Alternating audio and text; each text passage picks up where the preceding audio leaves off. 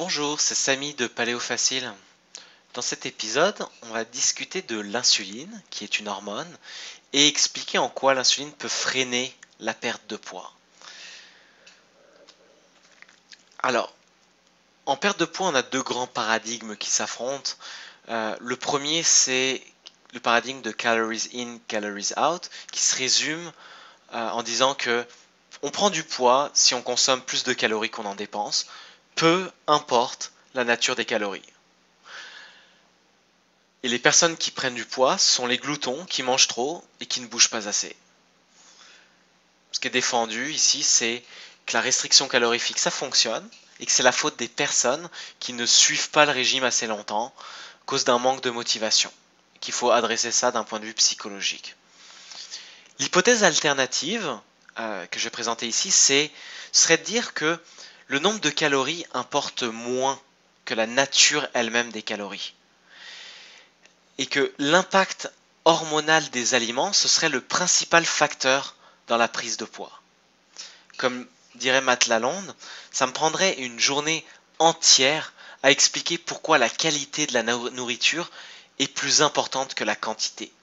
Le concept de calories in, calories out ignore complètement l'endocrinologie, c'est-à-dire la science des hormones. Les humains ne sont pas des calorimètres. Nous sommes dirigés par des hormones. L'idée ici, c'est de dire le choix de nos aliments a un impact hormonal différent et cet impact hormonal va être le facteur principal qui va décider de si on prend ou pas du poids. Alors, l'idée, c'est que calories in, calories out, ça nous aide pas parce que c'est une évidence que si on prend du poids, c'est qu'on a stocké plus d'énergie que ce qu'on a dépensé. La vraie question, c'est pourquoi on a stocké plus d'énergie. Et la réponse, c'est pas juste parce on est des gloutons qui mangent trop et qui bougent pas assez. La réponse, ce serait d'aller chercher au niveau hormonal qu'est-ce qui se passe. Et pour donner une petite intuition, vous voyez comment un thermostat ça fonctionne.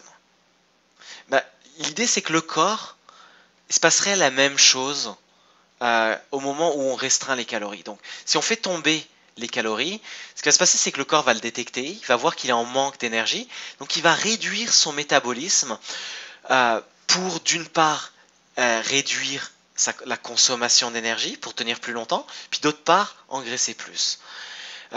Cette réduction du métabolisme, ce que ça va faire, c'est que ça va nous rendre léthargiques, en particulier si on est habitué à manger une diète qui est faible en graisse, parce qu'on n'est pas habitué à vivre sur les réserves de graisse. Et ça va augmenter l'appétit pour faire craquer. L'idée, c'est que le corps envoie des hormones pour nous faire craquer, pour nous dire « j'ai faim ». Donc, le corps détecte quand il est en manque de calories et il fait tout ce qu'il peut pour nous informer qu'il est temps de manger. En clair, ici, les calories comptent. Le paradigme calories in, calories out, il est vrai, très probablement vrai, mais il ne nous aide pas. On n'a pas nécessairement besoin de compter ses calories. On a plus besoin de faire attention à ce que comment nos hormones réagissent, et donc faire le choix des bons aliments. Ça fonctionne comment les hormones? Les hormones, c'est un système de messagerie chimique qui permet de communiquer entre les cellules. D'une part, par exemple, pour envoyer des commandes, comme stocker l'énergie, ou d'autre part, pour envoyer un statut, pour dire « mes réserves de graisse sont pleines, c'est plus la peine d'envoyer plus d'énergie ». Les hormones, c'est un système complexe, donc on ne va pas chercher à sursimplifier ça. Ici, on va parler simplement de l'insuline, mais il y a un grand nombre d'hormones qui régulent aussi l'appétit, la prise de poids, ainsi de suite, comme la leptine, la gréline, glucagon, cortisol, l'adrénaline. On ne peut pas simplement, avec la connaissance qu'on a sur l'insuline, décider, estimer qu'on comprend tout ce qui se passe et pouvoir faire des choix rien que par rapport à ça. Mais c'est utile quand même de comprendre. Donc l'insuline, c'est quoi? C'est une hormone qui est dite anabolisante, c'est-à-dire qu'elle favorise le stockage de l'énergie en cas de surplus. Elle favorise le stockage à deux niveaux. D'une part, dans le glycogène, c'est-à-dire le stockage des sucres dans les muscles et dans le foie. Le problème du glycogène, c'est que nos réserves sont petites. Donc, quand ces réserves de glycogène sont pleines, il faut stocker autrement. Et le stockage illimité qu'on a, c'est les triglycérides, c'est-à-dire les graisses. Et donc, quand on a terminé de stocker dans les réserves de glycogène, on va stocker les graisses dans les cellules. Il y a deux faits biochimiques qui sont non controversés sur l'insuline. Le premier, c'est que la consommation de féculents, c'est-à-dire des sucres complexes, et de glucose, c'est-à-dire un sucre simple, ça fait monter l'insuline.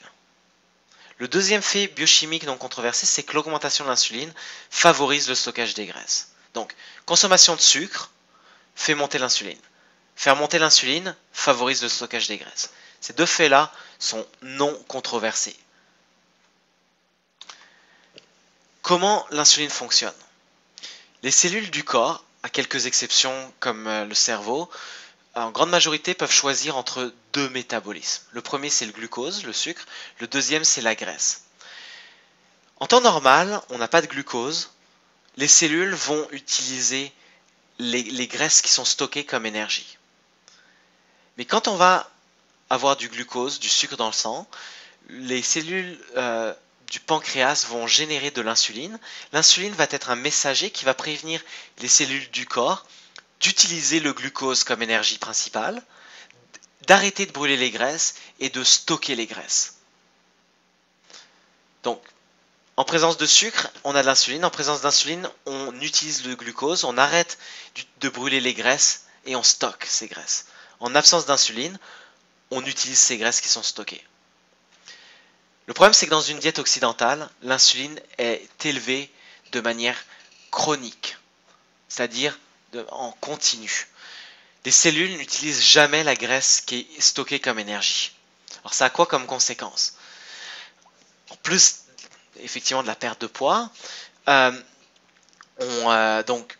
là, on va plus dans le domaine des théories. On n'est plus dans les faits biochimiques qui sont non controversés. On est dans des faits qui sont très débattus.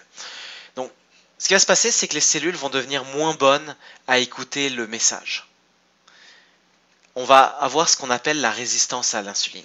L'idée derrière, c'est de dire que si quelqu'un vous crie dessus, au bout d'un moment, vous allez moins l'écouter jusqu'à ce que vous n'allez plus du tout l'écouter. L'insuline, c'est pareil.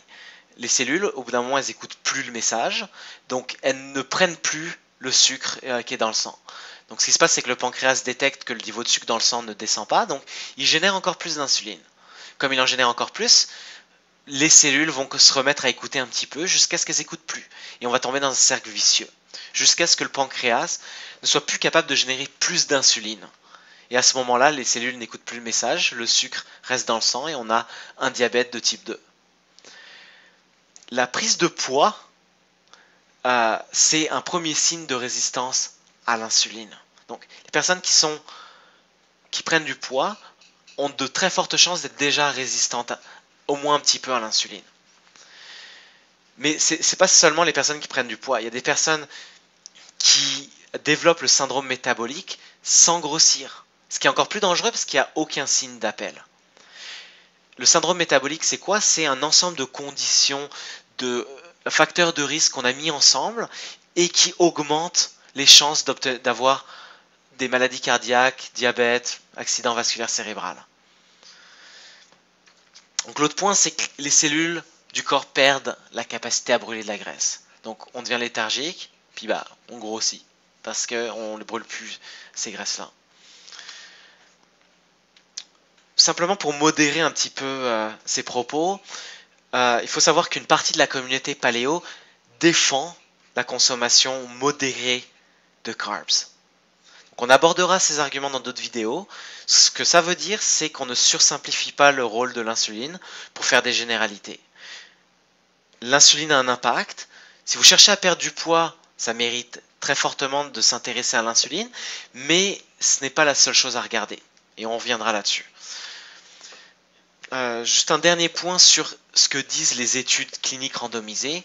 Alors, on a des études d'intervention, c'est-à-dire des études où on agit sur les patients. Ces études d'intervention vont durer de 6 mois à 2 ans.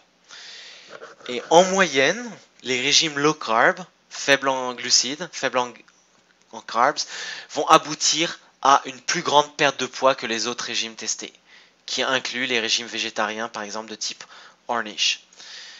En même temps qu'on perd de poids, les marqueurs de santé cardiovasculaire sont améliorés aussi en moyenne pour la majorité des personnes. L'exercice, ce qu'on découvre aussi, c'est que l'exercice, c'est un mauvais outil de perte de poids. C'est pas très efficace comparé à des régimes de type low carb. Et par exemple, une petite étude d'intervention de 2012 défend même que les personnes qui sont sur un régime low carb brûlent en moyenne 300 calories de plus par jour au repos, ce qui serait équivalent à une heure d'exercice modéré. Donc, il faut prendre ce dernier résultat avec des pincettes parce que c'est une petite étude et elle n'a pas été corroborée par d'autres, mais elle mérite juste d'être citée. Ce qu'il faut remarquer là, c'est que l'insuline permet probablement d'expliquer une partie de ces résultats. Probablement pas tout. Il y a encore des choses qui échappent, il y a des choses qu'on ne comprend pas encore. Mais très clairement, l'insuline joue un rôle dans la prise de poids et dans la perte de poids. Je vous remercie de votre écoute. Si vous avez des questions, du feedback, c'est paléofacile@gmail.com. Vous pouvez retrouver toutes les vidéos sur www.paléofacile.com. Vous avez le lien pour toutes les références et pour la présentation. Et comme d'habitude, je ne suis pas médecin. Tout ce que je dis ne doit pas être pris comme un conseil médical personnalisé.